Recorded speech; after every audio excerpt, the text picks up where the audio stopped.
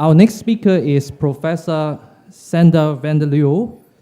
He is Dean of the School of Sustainability and co-chair of the Complex Adaptive System Initiative at Arizona State University, and an external professor at Santa Fe Institute. His core research theme is the study of the dynamics of societies and their environments, recently investigating the relationship between innovation and urban dynamics. In this presentation, Professor van der Leeuw is going to talk about complex system theory, sustainability, and innovation.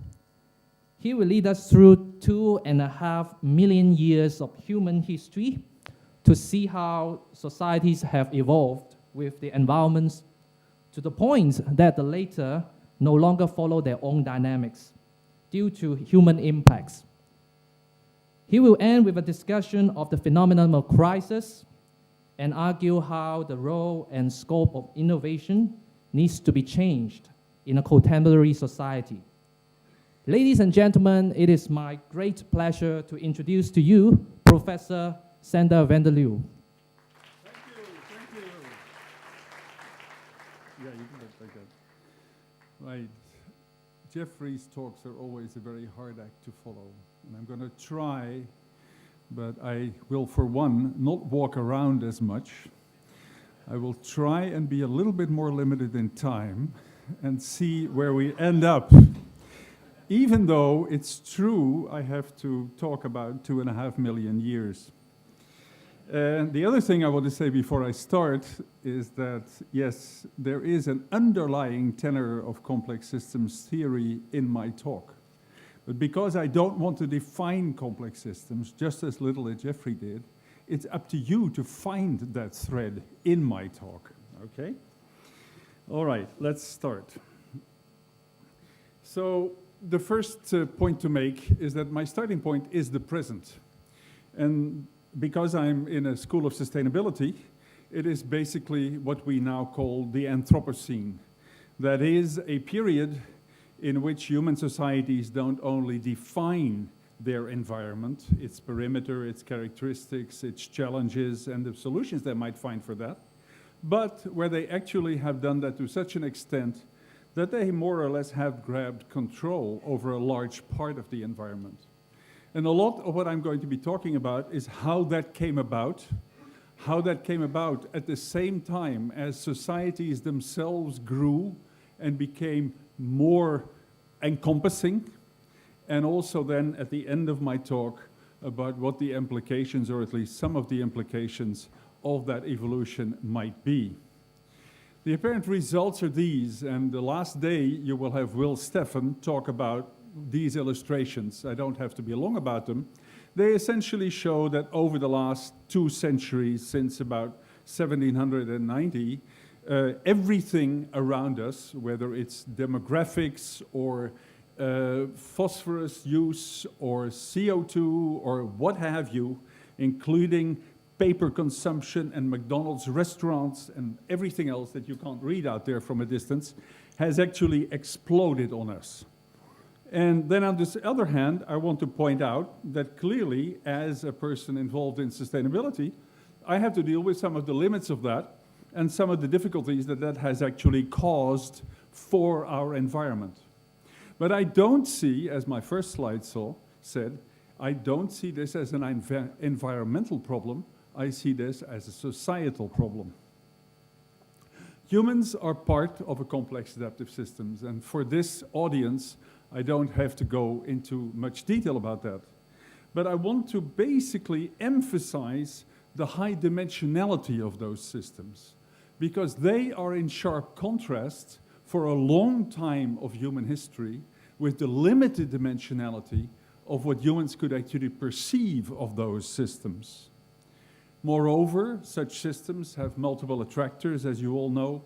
They have tipping points and unstable phases, and there is no long-term predictability. So the question for our species is, how have we dealt with that, and how has that dealing varied through time? Now, many people distinguish human beings from most of the animal world by saying that humans learn, or even that they learn how to learn. And yes, they do that. But I want to go a little step further and basically argue that humans do more than that. They can experiment, they can abstract, they can symbol, they can cumulate learning, and they can organize themselves and their social and natural environment. And I would argue that the underlying tenor of what I'm going to be talking about today is that all and everything humans do is to organize, and that we therefore should change perspective from a population perspective to an organization perspective in trying to look at what human evolution is actually all about. I would also argue that every society is an information society. Information society is a modern world that came about as part of the computer revolution, communication revolution, and so on and so forth. And I have made it very clear point in all my discussions in Europe and elsewhere to argue that every society, from the smallest, including your own family, is effectively an information society. And why is that the case? Because information is the only thing that is not subject to the conservation principle. What I say to my students, I throw them a piece of chalk when there was still chalk in the classroom, but that's another story. And I then explain that now they have it and I don't have it anymore. So matter cannot be shared in that sense. Energy cannot be shared in that sense. Information can be shared. And it is therefore information that is the knowledge about things, the knowledge about how to do things, the codified knowledge in institutions and things like that, that actually keeps a society together. People, as individuals, though, need energy. So when Jeffrey talks about the interaction between information networks and energy networks, it is about, on the one hand, the need to create also outside us energy and resource networks, and at the same time maintain information networks. And so a lot of what the long-term evolution of society is all about is the interaction between those two kinds of networks. The energy networks are clearly, in many cases, dendritic. The information networks are not dendritic. And I'm not going into that interaction in itself, because my emphasis here is about the long-term history and how we came to be with our environment, what we are right now. But I would argue that societies are held together by the information they process and the meanings that they attach to that, the culture that they build around that, and that energy is an enabler, but at the same time a constraint. And I will get back to that as I move through various episodes of human history. Now, you've seen in my second slide, this great acceleration of human organization and its positive and negative consequences, including waste, CO2, and so on. If you look at this from an archaeological perspective, and that is what I originally am, then there's three questions that come out. On the one hand, why did that hockey stick curve take so long? Why did it take 2.5 million years, more or less, before we suddenly saw that acceleration? And once we saw it, why did it go so fast once it got going? And then finally, of course, and that is the real nub of this whole story, what is it? And I would argue that it is not climate nor environment, but effectively the innovative capacity of society. And so what I need to ask first is what is different about humans that they can develop complex technologies? And then, are the enabling factors biological, sociocultural, or maybe both? Or at some stages one, and at some stages another? Now let's look over this very long-term time, and I'm here only looking on this graph at the last 450,000 years. But this pattern that you see here stretches much longer, and we could argue that until about 10,000 years ago, there has been an incredible variability, very dramatic variability in climate, in environment on Earth. Yet, what we find is that over most of that period, until let's say about 50,000 years ago, culture change was absolutely minimal.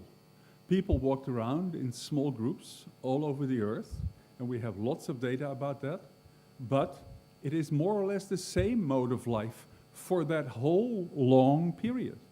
And so we need to ask why that might be so. And my point here is that all of this has to do with our short-term working memory. We have a capacity as modern humans, experimentally documented, to deal with, let's say, 7 plus or minus 2 dimensions at the same time. That doesn't mean we can't have more in our memory, but when we do an action or have to conceptualize a process, we have a limit to the dimensionality that we can actually deal with. And that is very much what the first part of my story is all about. We can follow in different ways how that short-term working memory has evolved over the last roughly 2 million years. And our starting point is primates, as always. And what we know is that chimpanzees are generally able to have 3 things in mind at the same time when they crack nuts. And they have, at that point, an anvil, they put a nut on it, and they have a hammer to beat it. And that is about as much as they can do, and actually, it turns out, about a quarter of chimpanzees are not even able to do that. So they have a lesser dimensionality that they can handle in an effective way.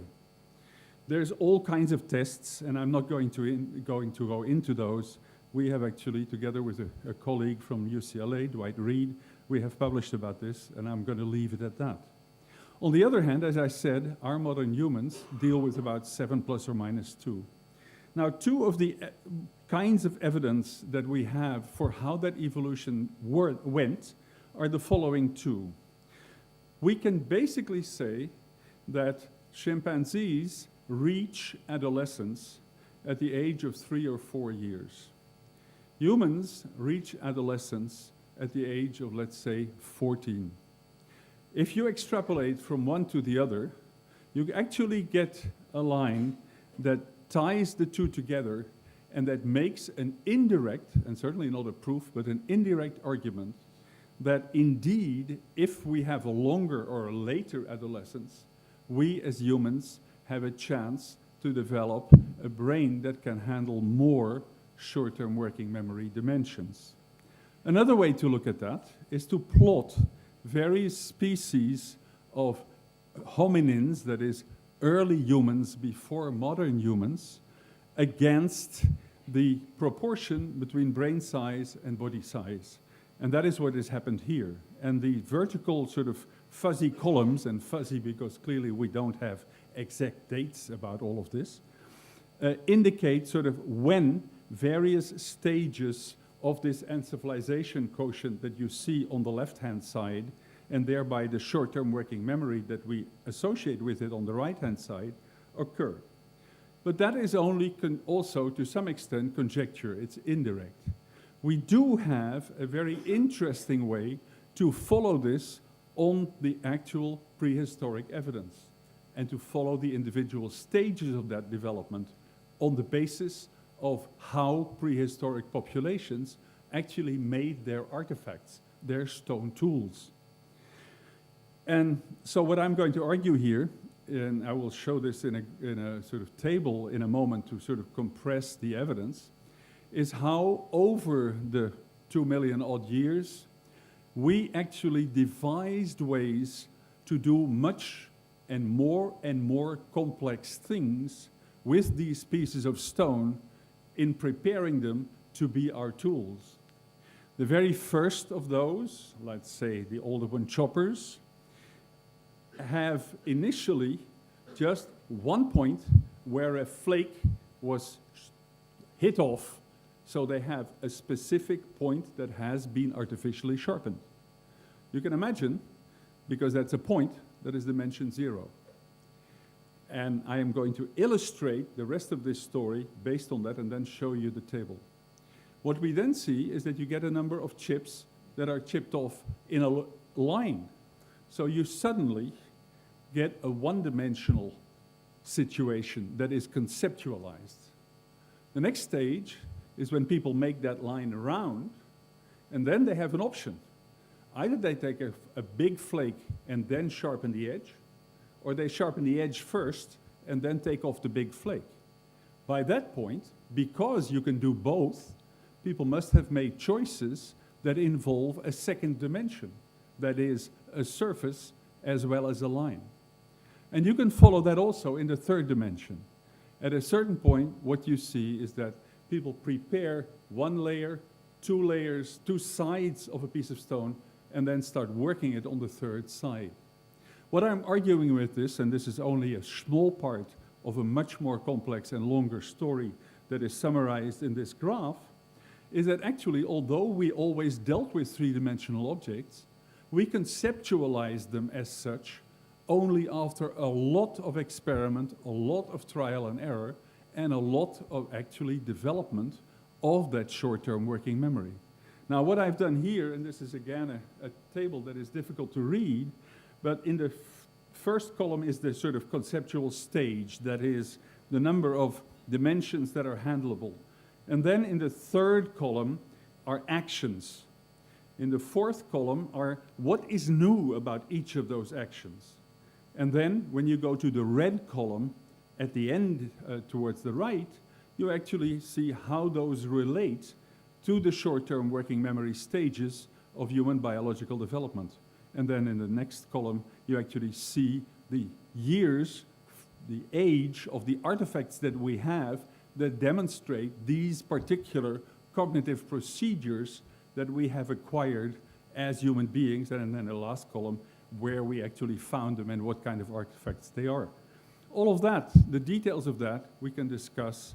They are not fundamental to my argument. All I'm saying is that it did take till about 50,000 years ago for us to develop a short-term working memory that could deal with 7 plus or minus 2 dimensions. This shows you some of the results. Top left are the very first choppers that we have. Bottom right are some of the very polished, very well-conceived objects where we have been able to use also multi-scalar approaches. Take off big pieces first, take off smaller pieces later. And you can see how little by little humans actually get control over shape. And that is an important part of why they develop these tools. Now, what kind of life went with that? And I want to emphasize two parts of that. On the one hand, that for much of that period, people harvested things from the environment. They did not intervene in the environment. They were basically reactive to what they found around themselves. They had a multi-resource strategy. They adapted to change by moving around. If you couldn't find your berries here anymore, you tried and found them somewhere else. And generally, they stayed below the environment's carrying capacity. One of the interesting data we have from Australia is that we can now, on the basis of the bones, actually notice when people underwent famine. And we see in Australia that people in the inland, where there was very little to eat, never had a famine. The only people who had famines were people in the rich environments. Because there it all seemed like everything would be fine forever. And then ultimately, the system crashed, and a lot of these people had 3 or 4 famines in their lifetime, which is much shorter than an actual lifetime. So, that mode of life, staying below the carrying capacity of the environment, always thinking about how can we use as little energy as possible, and doing this by moving around and so on and so forth, is the pattern that we have until about 50, maybe 35,000 years ago. You know, in my profession, 1,000 years is nothing, at least not when I talk about these things. And so forgive me if I sort of am not totally precise about that. Moreover, that changes almost by year with new excavations, new dating techniques, and so on and so forth. So what I'm actually concluding from this is that people lack the know-how to interact with their environment.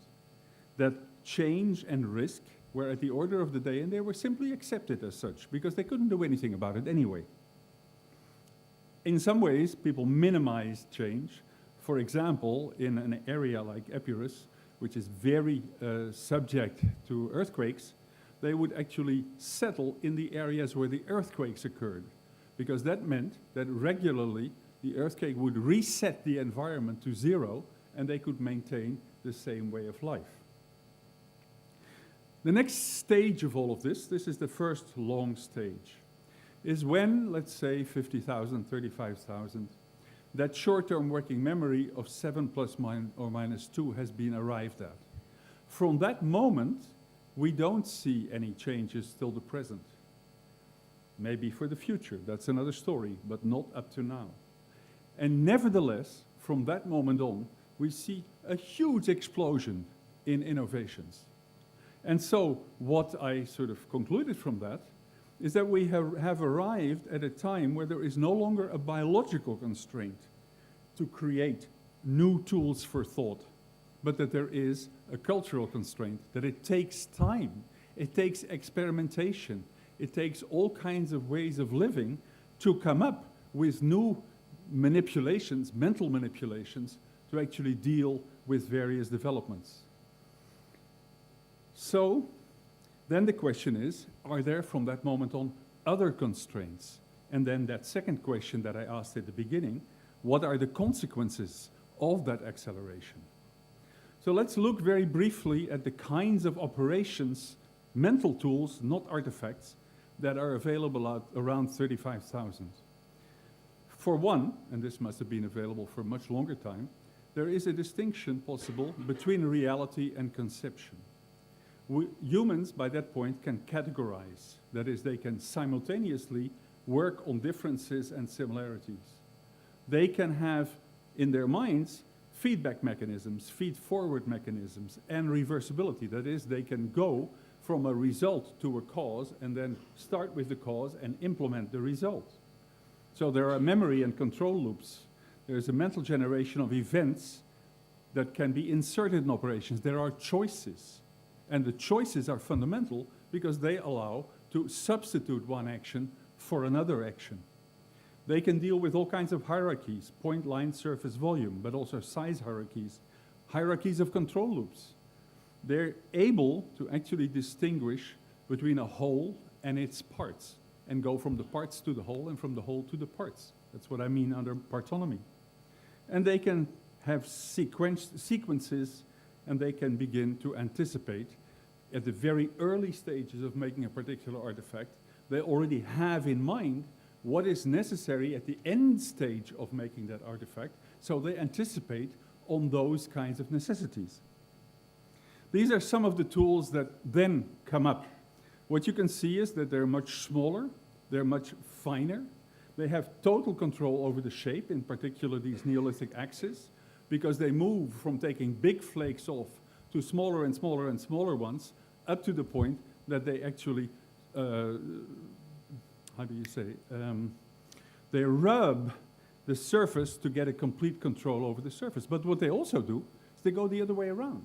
Rather than only take off from an object, they actually compose objects, the composite tools, but also the fish trap and the basketry, which essentially are taking something that is linear and making it in a two-dimensional and potentially a three-dimensional object. So, around 10,000 years after this very critical transition phase, we see these kinds of things emerging. And the one that I think is the one that is really important here is the new topologies. Suddenly, we don't only take off from a solid to create a smaller solid or multiple solids, we actually create solids around voids. We begin to be able to create houses, baskets, pots, and so we separate the concepts of surface and volume.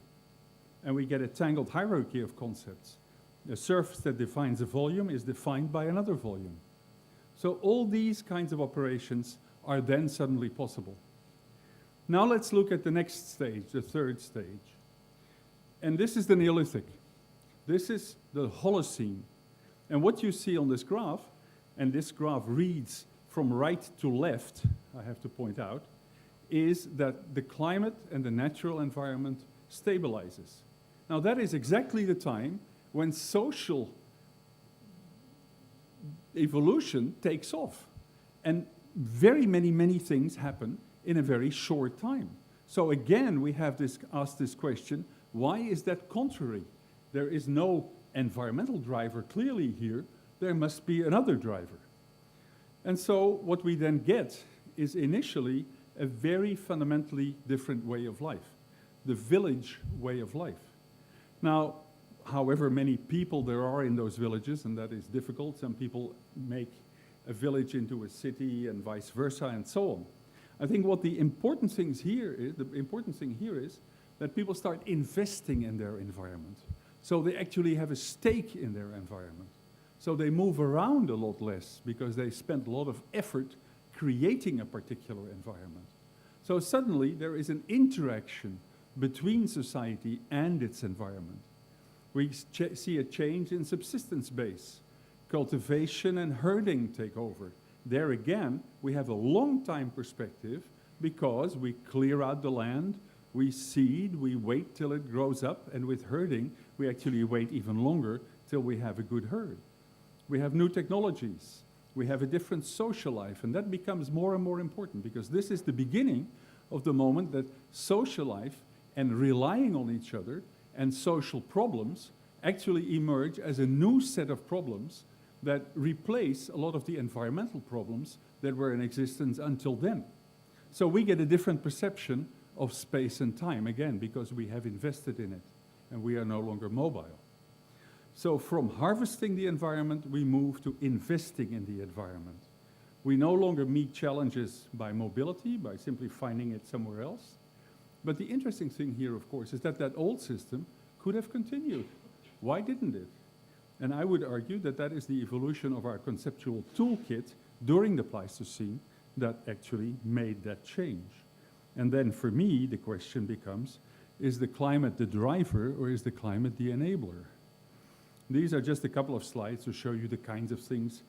Up left, we have sort of a village, a Neolithic village. Up right, a reconstruction of a prehistoric plow, something like Stonehenge. And then, very interesting, a Neolithic statue. That actually represents, in 3 dimensions, a 3-dimensional phenomenon. If you go back 20,000 years ago, you have cave art, where people have taken 3-dimensional objects and represented them in 2 dimensions. A very interesting contrast, yes, just there. So how did all of this change the actual dynamics of the situation? We get a reciprocal relationship to the environment and to climate. Let me sort of get this out of the way so I can see time. Okay. So sedentary societies try to control the environmental risk. The system becomes more vulnerable to disturbances because it becomes more closely integrated. And the emphasis shifts from being reactive to problem solving. And that itself, because the system in which humans live is a highly dimensional one, brings people together to together solve those problems.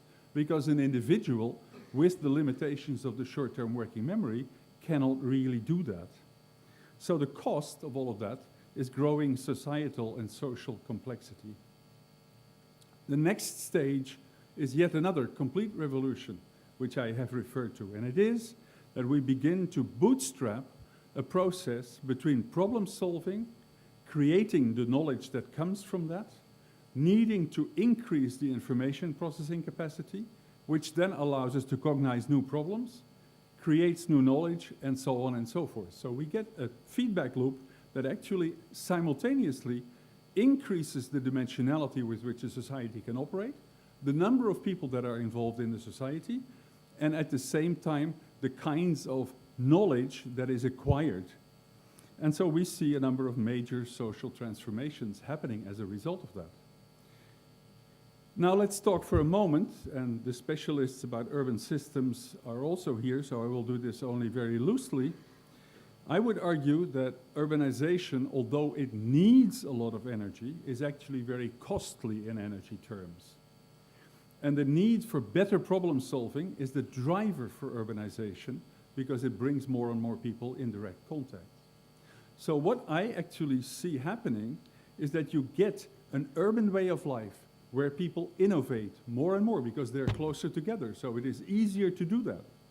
And in order to maintain that system, they send out from each city tentacles in the surrounding countryside that organize that countryside and the population around it. So what we ultimately have is a dynamic structure in which there is an outbound flow of organization and an inbound flow of energy to make all these people survive. And in order to maintain that system, the innovation becomes the absolutely essential part, and as soon as the information levels out, you can no longer make that system grow, and if you have that for too long, it actually dissipates. So a couple of images of cities and some of the things that go with it. Cities emerge always in networks. They are never single, and there is an explanation for that, but I won't go into that. What we see is counting. The second image at the top is a counting tablet from the pre-writing period. Writing. Write is the Hammurabi's column, which is the first law document that we have. And then down below, you can see an Egyptian clerk, so we also see the emergence of administration. Now, next stage, and I'm again jumping, I don't know how many, probably 3 or 4 millennia here, is to the imperial situation. Energy is ever more of a constraint, the more people you actually bring together. So ultimately, in order to be able to do that in a city like Rome or Beijing or any other large city, you actually need to bring these tentacles out to cross societies, languages, cultures, because you need all those resources from a wider and wider footprint. So the only way you can kick that off, because it demands organization, and that is a very good example in the Roman case, if there is around the dominant city or the empire that does that, some collected energy so that the empire is not dependent on solar energy alone, but can use collected energy to actually create the administration to hold all of that together. So the Roman Empire, as an example, grew on the back of centuries of what I would call leaked organization from the Greek world out into Europe and North Africa, and that enabled the empire to come together. So what you see at that particular point is a shift. We no longer deal with the power to do things, but we begin to see control. We see power over other people. That means we need formal institutions, like the military, the legal people. We need different roles. And we move slowly from conflict resolution to resource and people management. That is symbolized in the material world, for example, by roads and communication. Now, what I would argue is that an empire like that, but also a city earlier on, is actually a flow structure. Energy and matter are gathered to meet human needs, and that organizes the environment so it dissipates chaos. Societies are such flow structures that exchange information for resources. And the channels emerge through the recursive interaction between people. That is, people need to be aligned. People need to want to do things that are compatible. Otherwise, you can never bring a structure like that. And that is an essential element of the information networks that underlie all of this. Okay, this shows the growth of the Roman Empire and all the roads that maintained it. And then I'm going to shift to here and look at the collapse for a moment. From about 250, that core can no longer be innovative enough. There is no longer the use of resources that have been gathered before. So the organization becomes too costly in terms of resources, and we see that because coinage devalues, and I'll show you that on the next slide. So ultimately, the spatial gradient, the value gradient, which is actually that the farther you are from the center, the rarer things are, so the more value they have, and the opposite gradient, the innovation gradient, which says that in the center there is more innovation, they actually level out. And by that point, people lose the interest in being part of the organization. So they actually go their own way, and you see, 3 centuries later, the breakdown of the Roman Empire. This is the curve of the devaluation of coinage that you actually see. So what I conclude from all of this is that there is not a collapse in population terms, but in organization terms. That armies lose control at the edges, that there are incursions coming. The annual productivity is too low to carry the overheads. and that therefore it is no longer attractive. Now, in the next 4 slides, and I have to go through these very, very fast to sort of stay within my time, I have done a similar study, which I've published, on the trajectory of Europe in particular, between about 1000 and 1800.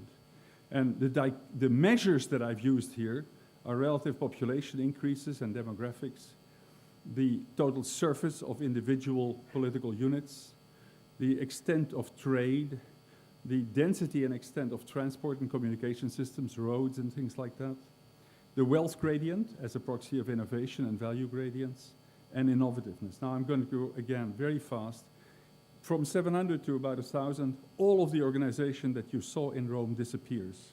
So very high entropy, very low alignedness, very limited extent of the flow structures, only villages or even smaller than that.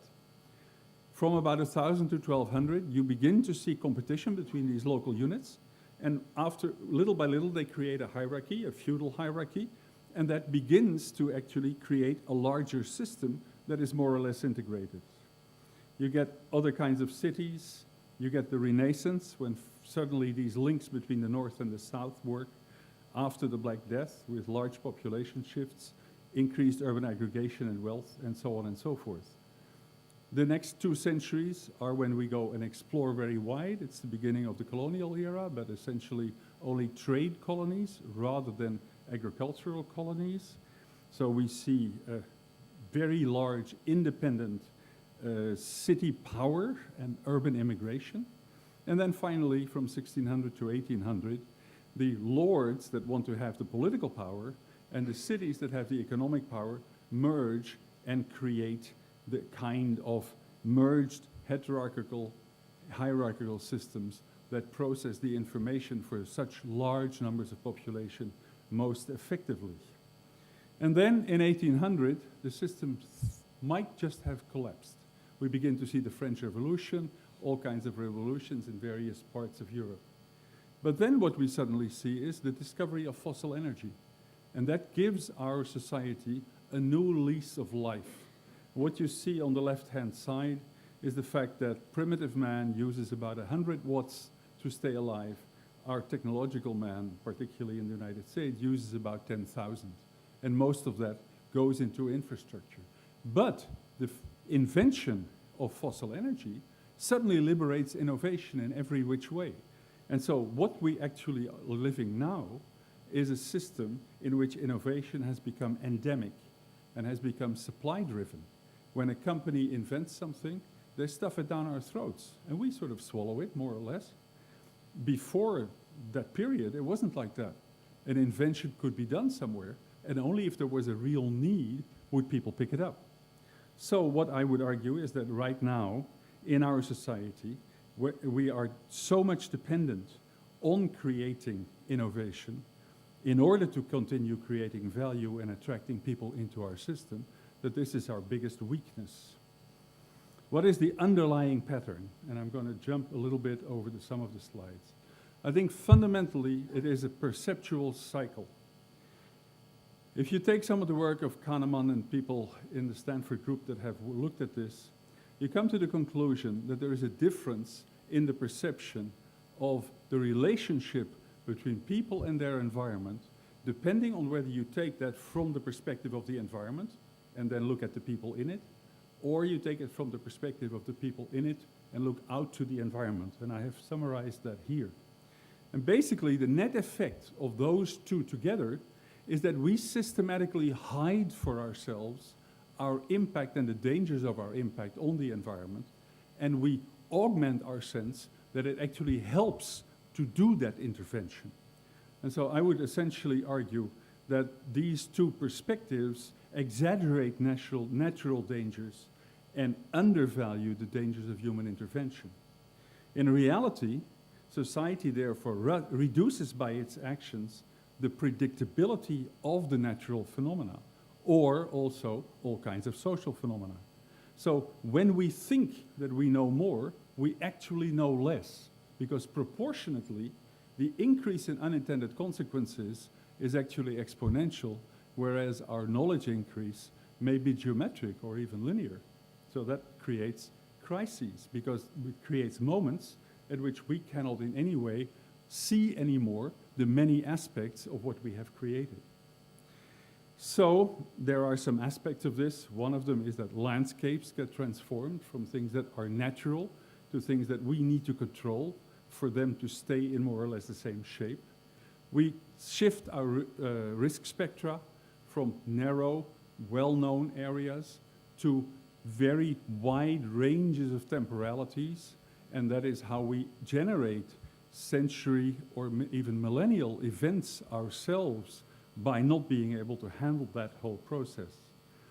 And that is where I come to these unintended consequences. Now I'm going to end, without going through all the slides that I have here, by the following. I got into all of this because in sustainability, we have a problem. Everybody asks and says politically that we have to invent our way out of trouble. But what we forget is that it's actually invention for 2 centuries in every which way that got us into trouble. And so what we need to change is our attitude to that.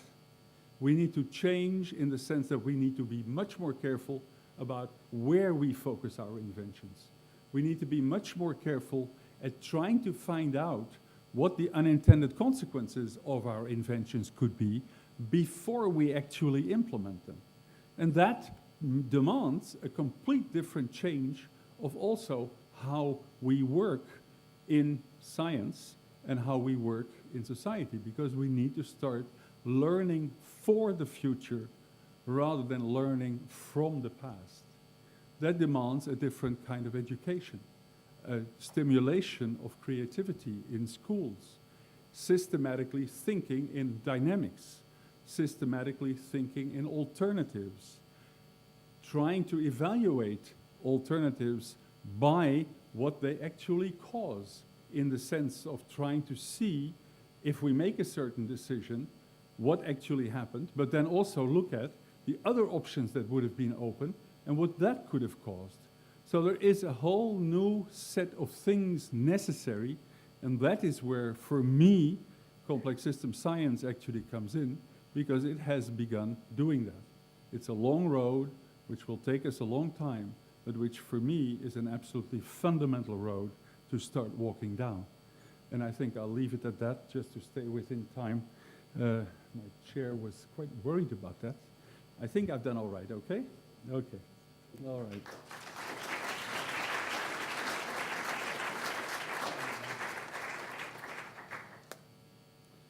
Okay, over to you. Thank you very much, Professor van der Leeuw, for the interesting presentation. So now I think we have plenty of time to take questions.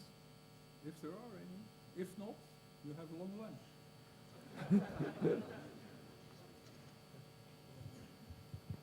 Yes, please. Oh, hold on. Somebody is putting the microphone somewhere else.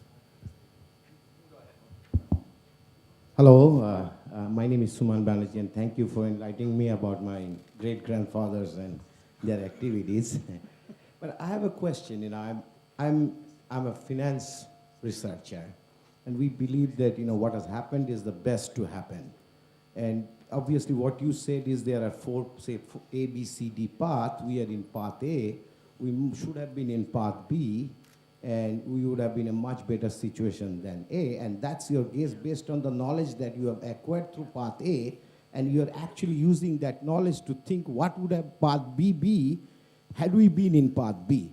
But again, we are contingent on the knowledge that we have acquired through path A. Do you follow what I'm saying? So predicting these things, there are many possibilities always, and predicting this conditional on the knowledge that we have acquired is actually it's a conditional prediction. And might be completely wrong had we started in path B.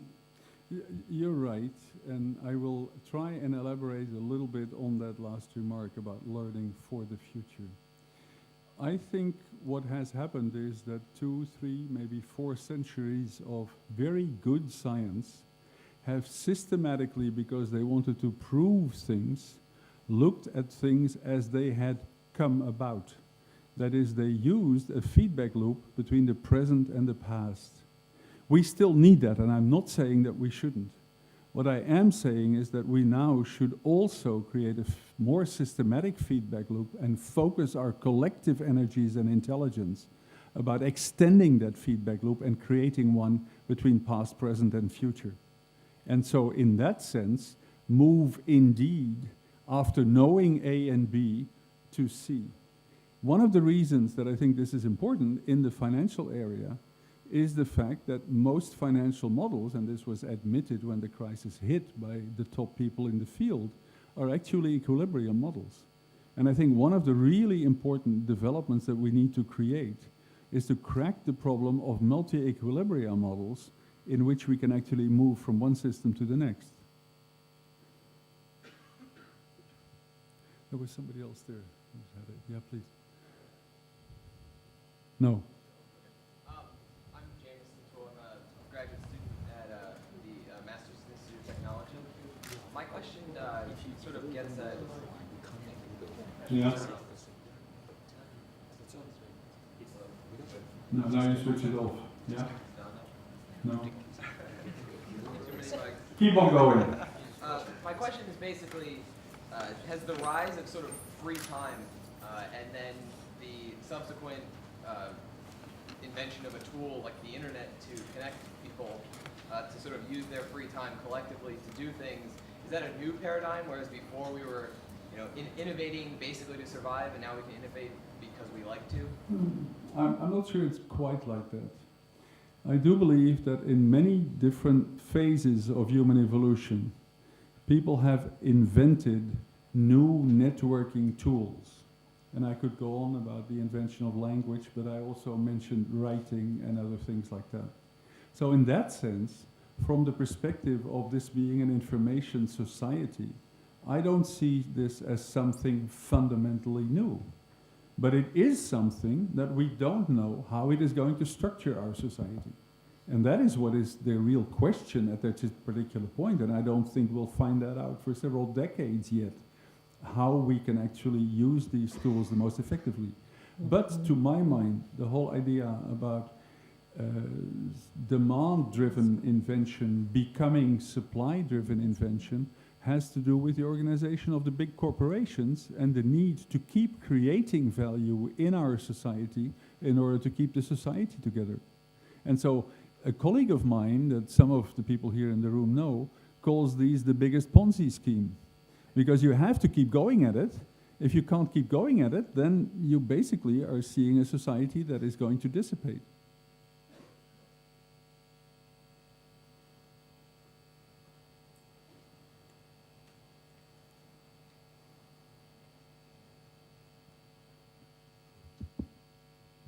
In one of the early slides, you said about the information society. Now, it's no doubt that information and connectivity is forever in the increase. Yeah. And information overload is a term that we also hear of. Is there a limit to it? Is it going to be a problem? I guess it's not a problem yet, but could it be a problem? I think there have in the past been limits, depending on the actual means of communication available. Moments when noise overcame signal. And I would argue that, for example, as you grow a group, you need so many more communications to keep that group aligned that you need to find ways to actually create other channels or more efficient channels that are actually able to handle that evolution. The example that I would give is that I would personally argue that language has worked that way. That as the societies have become larger and more complex, language has had to define concepts more narrowly and more precisely to avoid the kinds of conflicts that would come about through fuzziness. And so I would argue that when you look at an etymology of a language and you map that through time, you actually see a huge growth in the number of categories that split off from original concepts. Just like in technology, once you have an electric signal that can carry a message, you end up with televisions, mobile phones, and everything else. So I do believe that there are indeed constraints, but that every time society has tried to find ways to overcome those constraints. And I would argue that the web and all of that is another one of those examples.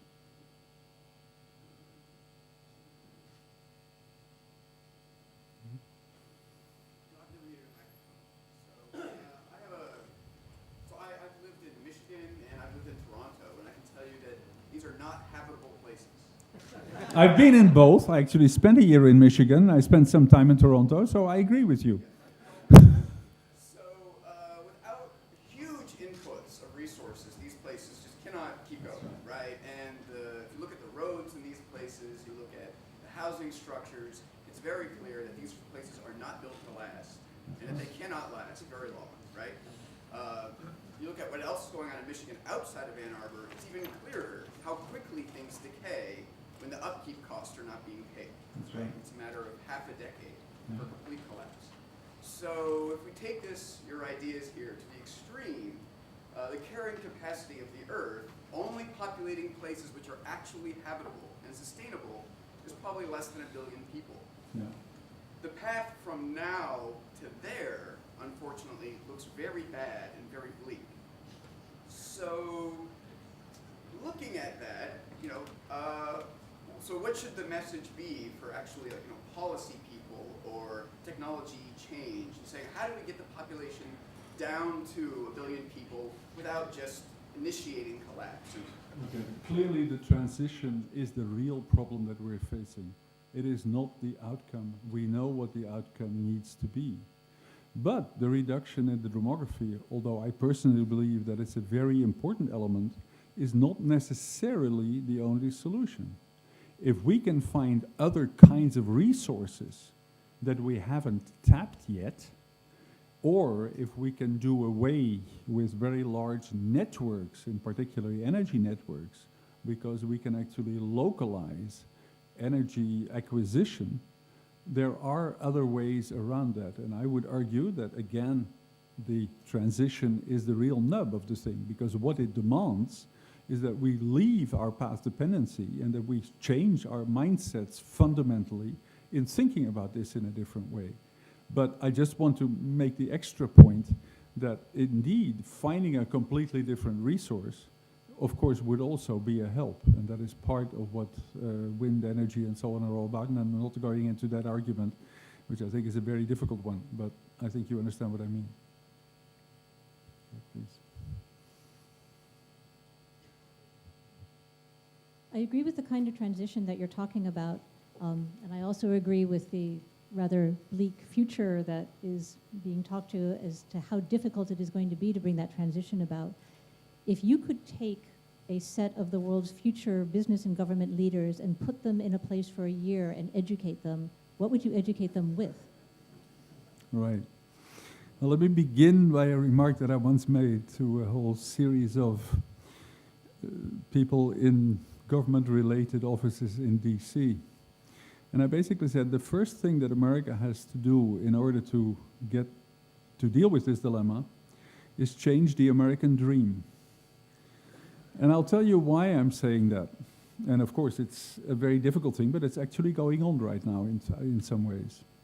If you compare the US to Europe, what you see is that Europe for centuries now has been so densely populated and so in need of resources that arbitration, rules, trying to set norms and limits for people in society is much more acceptable there than it is where I live now in Arizona, which I think personally has a mentality of people all wanting to be individuals, maybe ride a horse, maybe shoot a gun in the air, things like that. But it's a very different image of what social life is actually all about.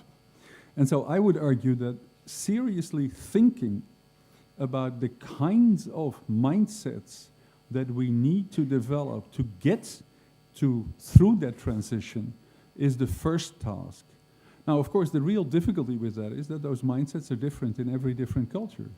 And so globalization is a very two-edged sword in this whole set of interactions. And one part that I announced in my abstract, and which I didn't get to, is actually to study the process of globalization in detail, which I've done at some point in Europe and to actually show how information flows actually can change mindsets. But of course, we live in a society where nobody controls information flows anymore. And we see it as part of our norms and institutions that should not happen.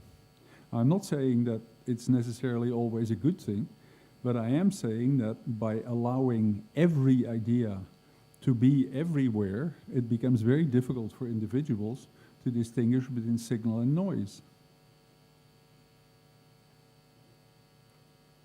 Yeah, so is there a microphone here? Over there? Because you guys may not need the microphone. I need you to have the microphone, okay? That's my real problem. Thank you. This may not be a relevant topic for your talk, but I was wondering, do you think nuclear energy supports our sustainability? Look, that's a debate that I get into a lot. I do agree that right now, economically speaking, as long as we hold to our current economic system, we don't have any alternative. That doesn't belittle the fact, and I was actually quite close to 3 Mile Island when that happened, and I have some idea at least of the kinds of dangers. And last week we had a conference in Arizona where the Japanese sort of told us a lot more about Fukushima. Look, these are extremely dangerous sorts of things.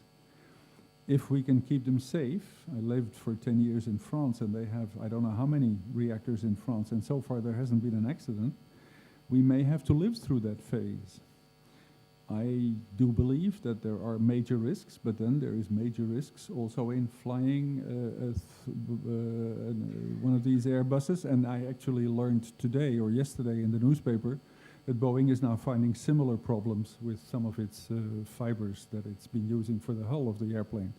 So we need to experiment with those kinds of things. We need to be as precautionary as we possibly can.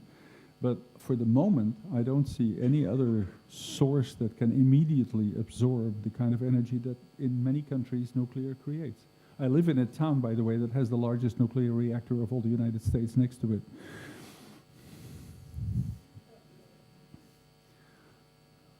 Yeah, behind you there.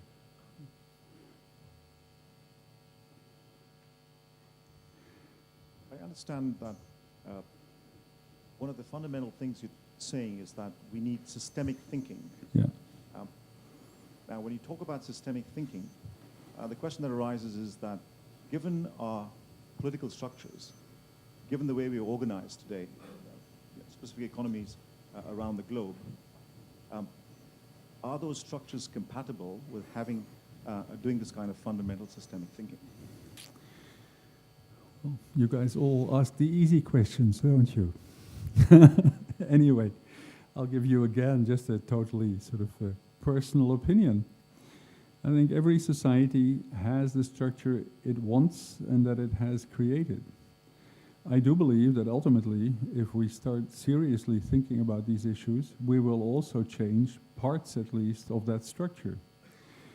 One of the questions that I think is a difference between the US and Europe that I referred to earlier is the extent to which you maximize or where you optimize. If you keep maximizing, ultimately you get more dangers, you get more risks. If you actually do a bit less of that and don't try and make it all go completely over the top, you may end up with a somewhat sort of easier structure. Now, I'm not saying that that is easy. It's clearly that we have for so long been path dependent in a particular direction that, as, I don't know, one of the early astronomers said, yeah, you can get the Earth out of its orbit, but you need a fixed point to leverage against it. And we don't have that in our societies. And I think that is one of the biggest problems that we actually encounter. We have to create that fixed point against which we can leverage. And so that then gets me at least to think about, well, ethics, norms, what kind of society do we actually want? We define sustainability in many ways as something that we don't want, or certain things that we want to keep and that we don't want to lose, and others that we don't want to have anymore. But we've never seriously thought about how all of that fits together. We have never seriously thought systemically about that future. And so for me, it's not only a question of systems thinking, it is also a question of ex-ante systemic thinking rather than ex-post systemic thinking, which is what we've done to a large extent. All right. Okay, sure. As long as you have time, you have to follow that. Okay.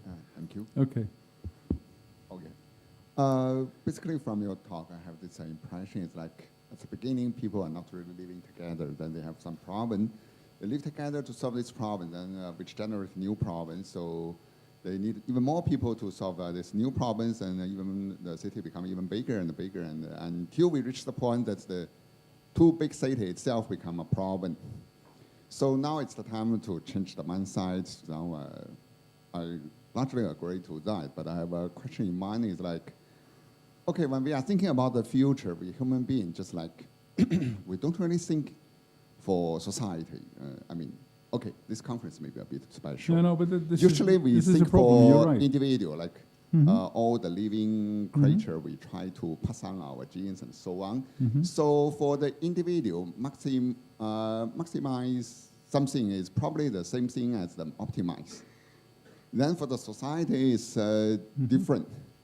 So how do you foresee the possibility of there's a huge resolving literature about this particular problem, and it is called the common pool resource problem. And it was launched, I think, in the 50s or early 60s, when people will start noticing that the collective good is very often not the same as the individual good. And I think that is what you're referring to. And I agree that that is a fundamental problem.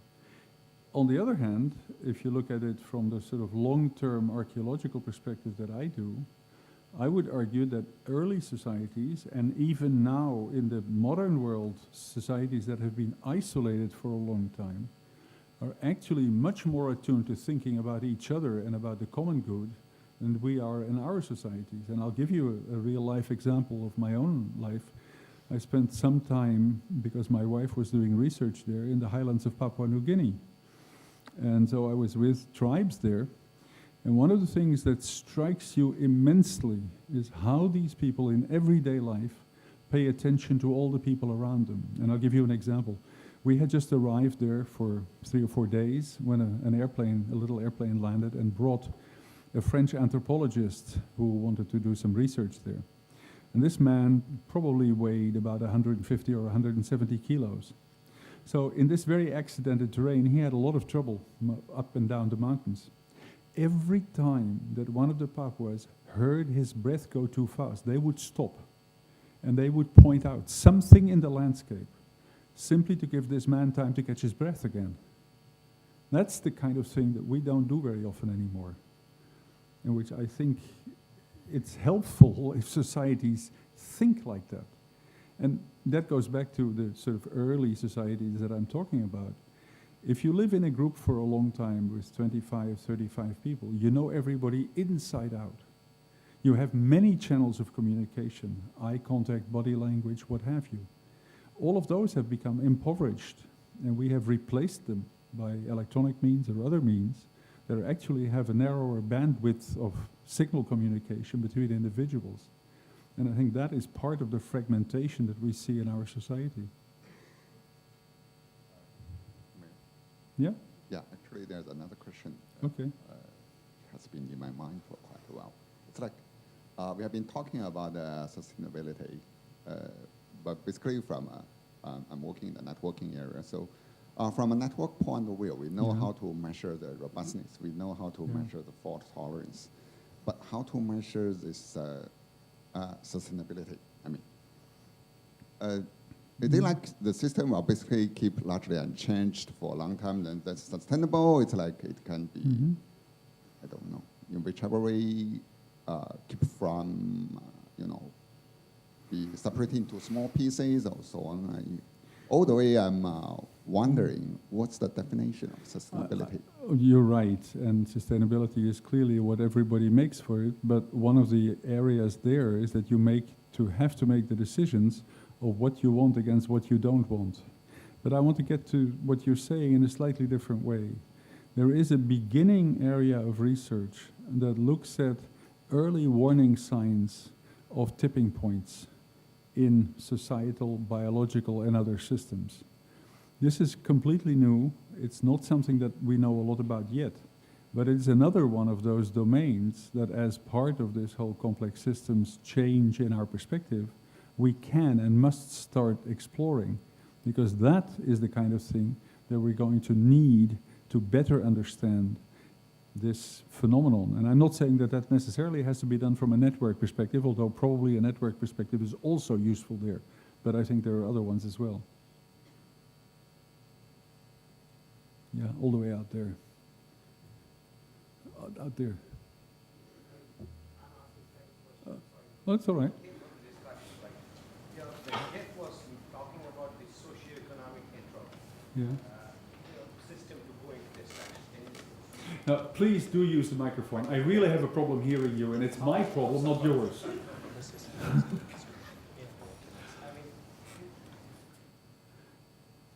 Hello? Yeah. You give me this example about this, this weighty man and his help, people are helping him indirectly by, looking at things and making him feel good, that they are not directly helping him. This is like a altruism, some kind of a nice behavior. Yeah. Now, it's going down.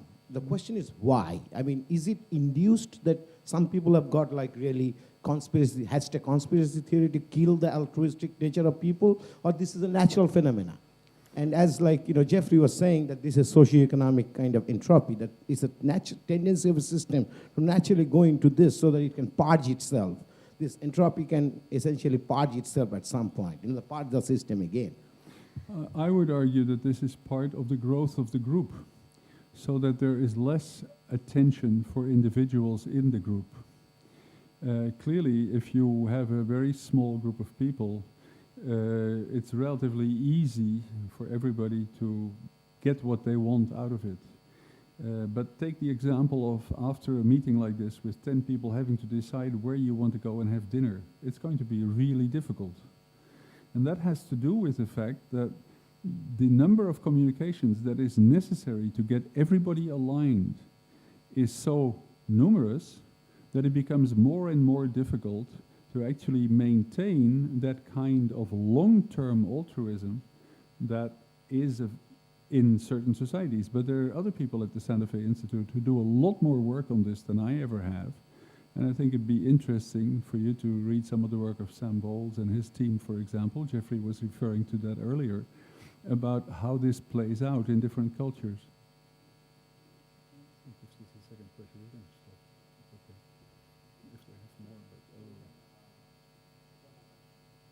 Yeah, sure. A woman, that's good. We don't see very many women here. I have a question. Please. About the kind of equilibrium point, a fixed point for our society to live Yeah. in. How can you prove or conjecture that that fixed point exists? I don't think you can. That was exactly what I was trying to say. But then we are just trying to find a fixed point, which we never exists. Then Well, we may want to construct one. That is why I was talking about ethics. construct. Why I'm talking about thinking much more about what kind of nature do we want? What kind of society do we want?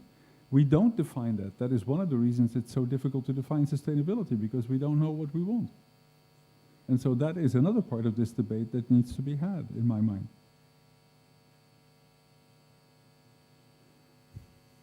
Okay, I think it's okay.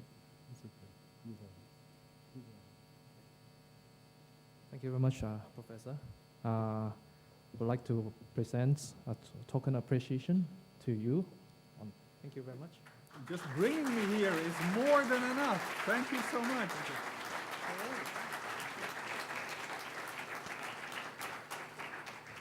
I think this concludes our this session. So I hope everyone has a nice lunch.